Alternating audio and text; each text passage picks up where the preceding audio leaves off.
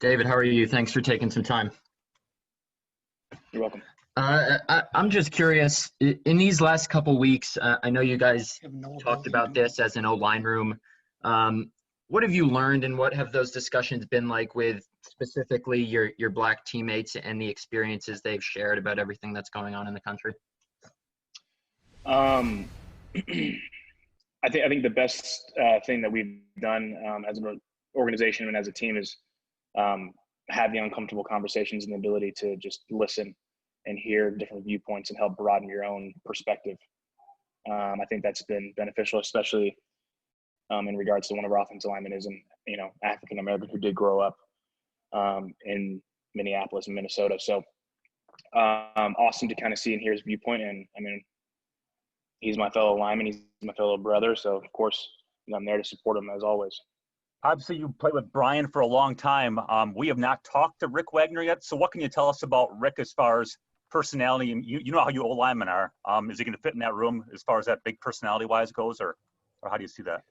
Yeah, I mean, unless, Rick's changed and, kind of gotten too caught up in the limelight. He was a sweetheart when I met him back in 2013 and the few encounters that we've had together throughout our careers in the NFL. I mean, he's always more on the soft-spoken, sweet side, but of course his game kind of reflects differently. I think he lets out most of his aggression and anger in the game. So as in terms of fitting in the room, I don't think there will be an issue. In terms of what I would expect, I mean, at the end of the day, I mean, who knows what he'll bring in, but I would assume that he'll acclimate just fine and kind of be the soft-spoken, kind of neutral voice that I think is needed, and maybe at sometimes to calm me down or tell me to shut up. Thank you for doing this. I was just wondering, assuming the games do go on as scheduled this fall, what do you plan on doing during the national anthem? Do you plan on taking a knee? And also, do you expect more players to do that than maybe we saw 3-4 years ago? I don't have an expectation yet. I'm gonna kind of go into the season not having any type of notion, and I think like we did a few years ago, I think we'll talk together as a team and do something collectively together, whatever that decision is. I'll be on board with and fully support. And I mean, around the league, my assumption, I mean, I would, based on certain players' voices that have voiced their opinion to kneel for the anthem, I would assume that would probably happen more than at least the past season or two. And the other thing is, you mentioned, obviously Billy Turner, and he talked last week about how powerful that was to address you guys in the offensive line room and all that stuff. You guys are pretty tight as a team anyway, but has it brought more unity? Does it lead to more discussion? Sometimes they say in dark moments, there's more growth. Do you feel like really good things are going to come out of this in the future and starting right now with you guys as a team?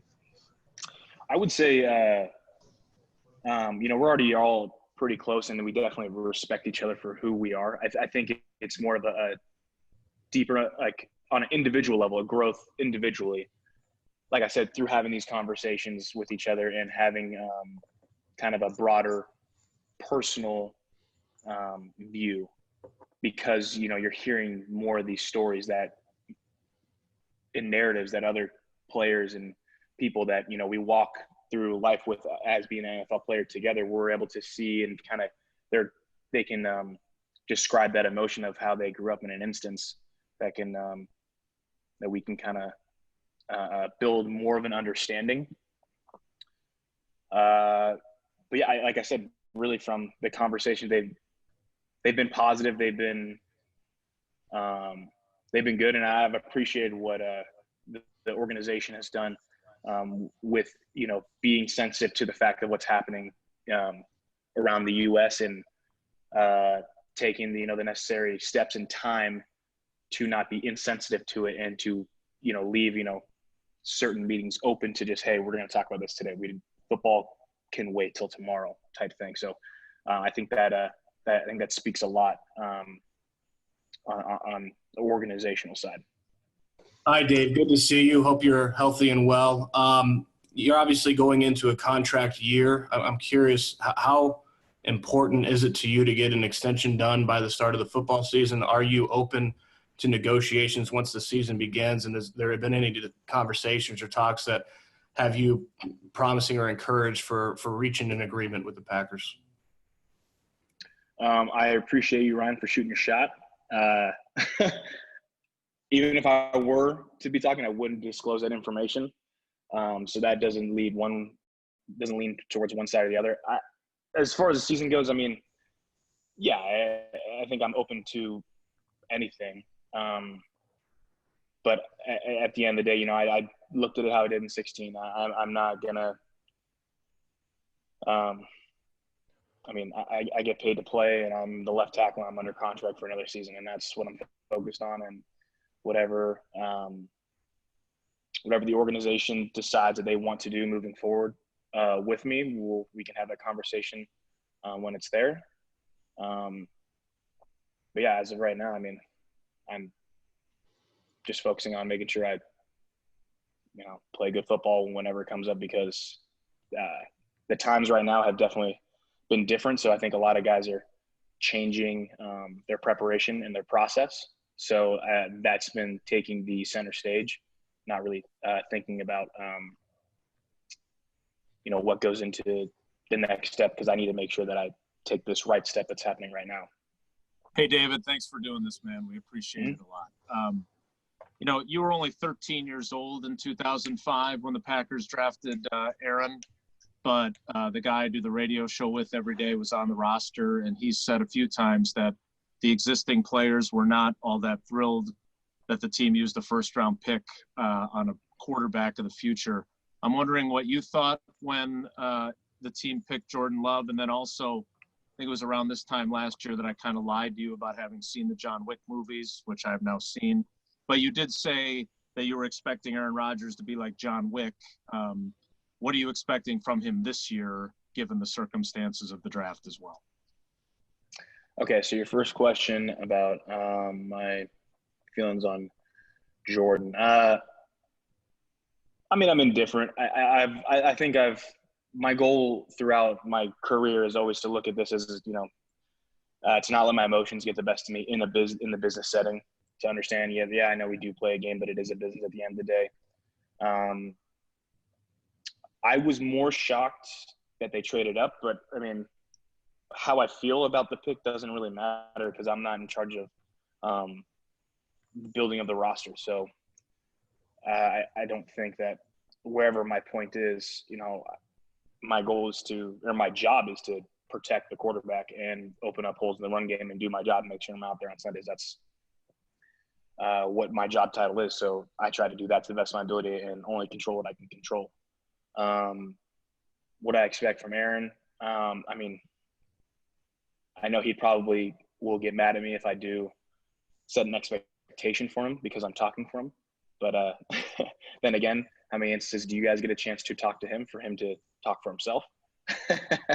I mean, from the encounters that I've had with Aaron, I mean, he's out here, he's trained. We've been working together for a while, and I can just reflect on even today. We were out there running around today on our conditioning day, and I mean, the guy still got his wheels. I'm proud of him on that end, and we still compete, and I know that fire still burns in him deep, and he still will, in his own way, make sure that he'll still try and win in every facet. So he's the most competitive person I've met, and so I always expect the most out of him, because I know that he can, at least for my expectations, that he can deliver on that end. What has been the toughest challenge for you this virtual off season? And even though we're still a ways off, if there is a training camp and it starts on time, how different do you think it will look because of the pandemic and COVID-19?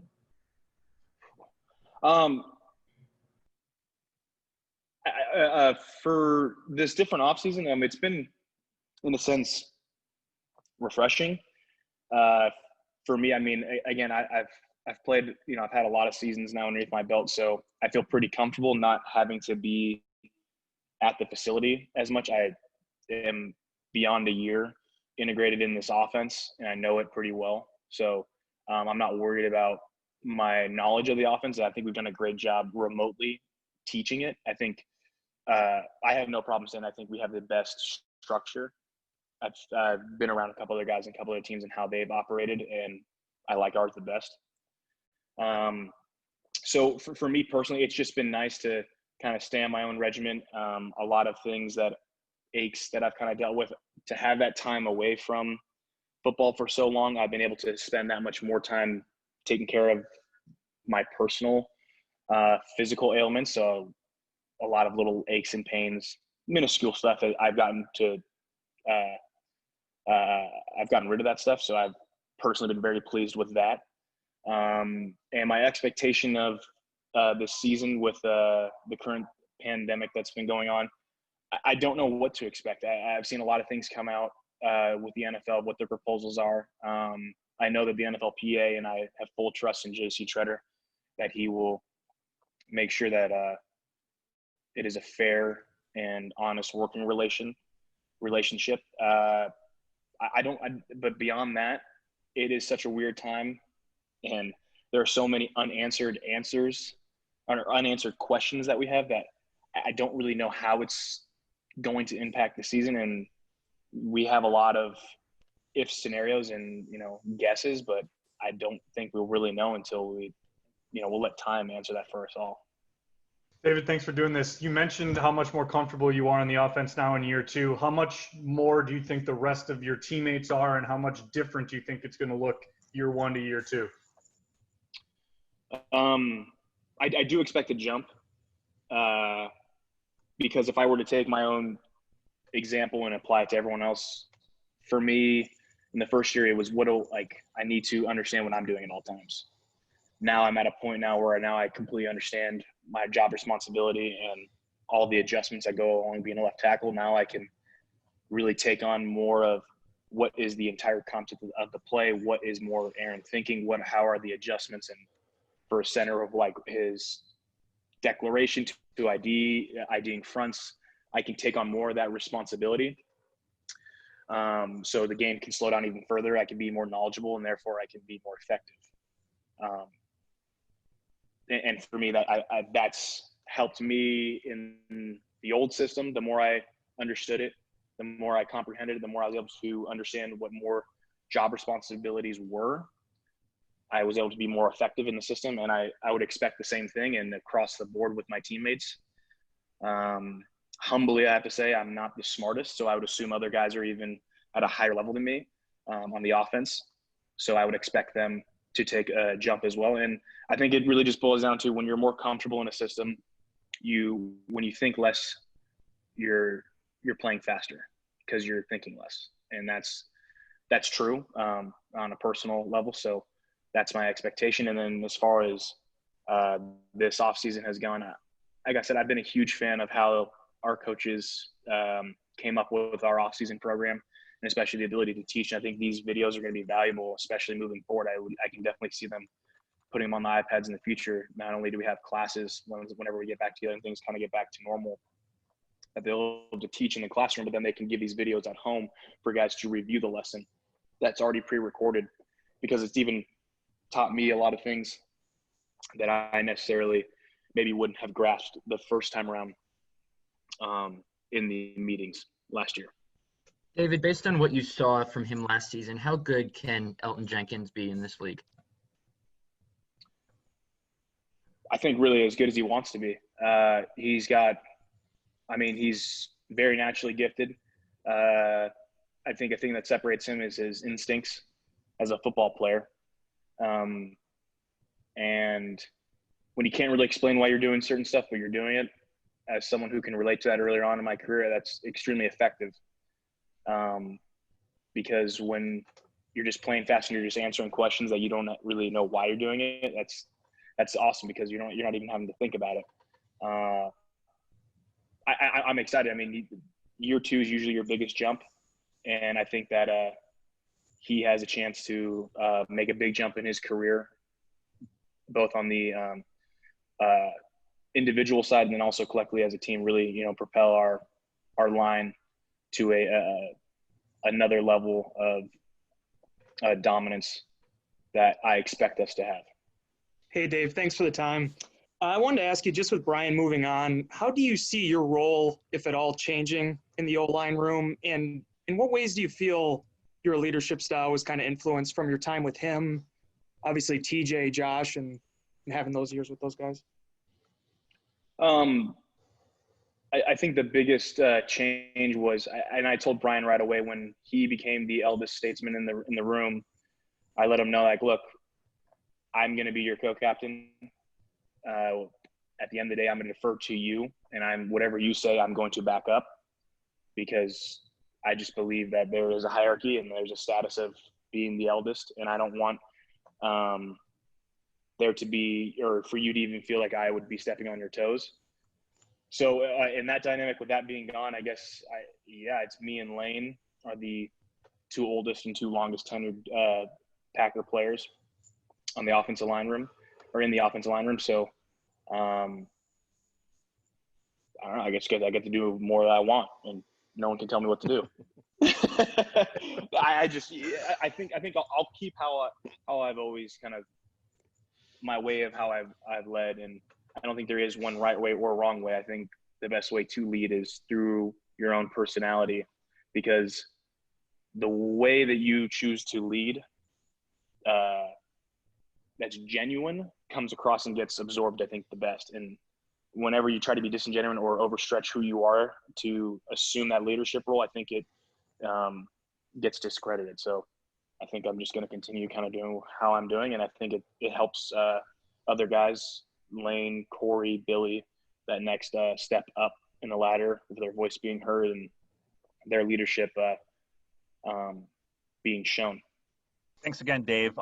Maybe you've got a home gym, maybe your brother's been there, but how does an offensive lineman train during a pandemic when maybe the gyms near you are closed and all that? Early on it was tough. There was a lot of moving parts. I'm a creature of habit, so wasn't the biggest fan of having to constantly move and change. I found some stability, and thankful that I've been training with Clay at insert plug, Proactive Sports Performance in Westlake Village.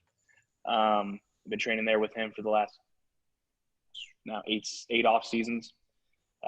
Thankfully, he had built his new home, and in his new home, he had a home gym. So it was almost like a little mini Proactive that we had. So we were able to have our trainers print out a form, and we kind of made an agreement like, hey, you're not going to go out anywhere and do anything. I'm not going to do the same. That way we're not exposing ourselves to anything outside. And we were able to push each other and train during the time where it was true social distancing and isolation.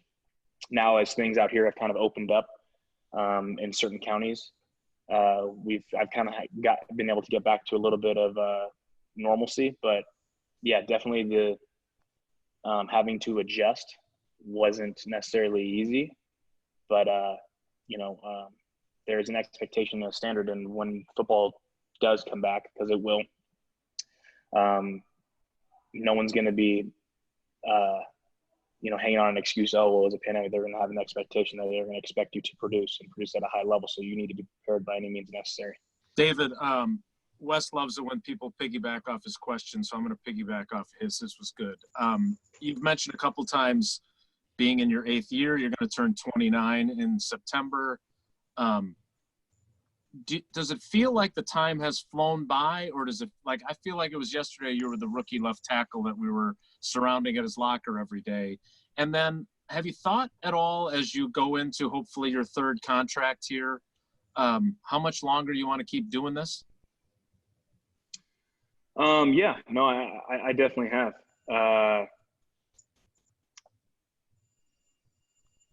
I've always kind of had a young spirit. Definitely a ball of energy. I think that's with my ADHD. So I feel good. I'm still having fun doing what I do, waking up every morning, training in the off season. I enjoy the banter with the guys. And at the end of the day, I do like imposing my will when I get the opportunities to play football. So as long as that fire is still there and my body and my mind allows me to, I want to play, and I want to play at a high level for a while. It's been fun. Like it's hard to say, especially when you're really beat up. But there are times that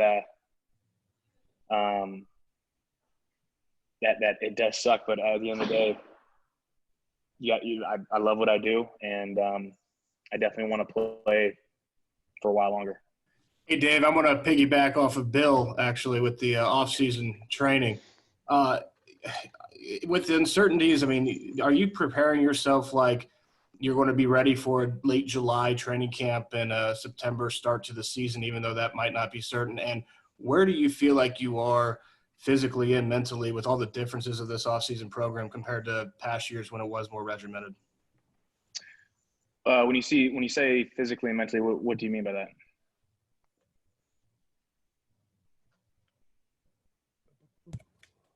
Here, am I on? Yep, you're Yeah. good. Go ahead. Just in terms of being in shape and knowing where you need to be. I kind of forgot the first part of your question, but yeah, physically and mentally, like I said, there's an expectation when we do come back together that there is no excuses. So for me, I kind of, for my previous off seasons, I'm kind of right on par where the expectation that I know I need to be at with my conditioning, with my strength, with my weight, with my health. So yeah, I'm kind of just keeping it right where it needs to be. I think I've done a great job balancing through nutrition and constant standing communication with Adam Corzin, staying up on my football IQ, with making sure, I'm attending all the classes. And then, with my strength and conditioning side, that's always kind of the easier thing for me. I enjoy, I love, and I accept the grind in the off season. So it's not really hard for me to wake up, 6 days a week and kind of get after it. I trust my training program. That's why I've been with them for 8 years, and I don't want to change that. And they know when to push me, when to take off the recovery side. So, when this whole thing comes together, I'm not really looking for if they don't want to put any leashes on us. I mean, I'm expecting to go and go fully.